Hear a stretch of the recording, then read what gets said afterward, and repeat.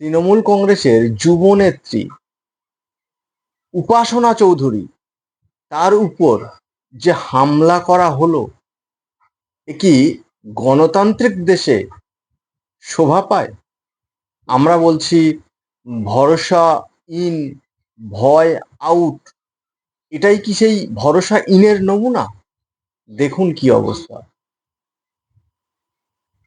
আশা করি এই সুরক্ষা বলয়ের মধ্যে, যেখানে এত সংখ্যক পুলিশ দাঁড়িয়ে আছে, তাদের সামনে এইভাবে কি মারা যায়? এইভাবে কি হেনস্থা করা যায়?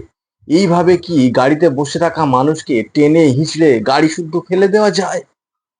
এটাই কি গণতন্ত্র? এটাই কি পশ্চিমবঙ্গ? এটাই কি নেতাজি সুভাষের পশ্চিমবঙ্গ? এটাই কি রবীন্দ্রনাথ ঠাকুরের পশ্চিমবঙ্গ?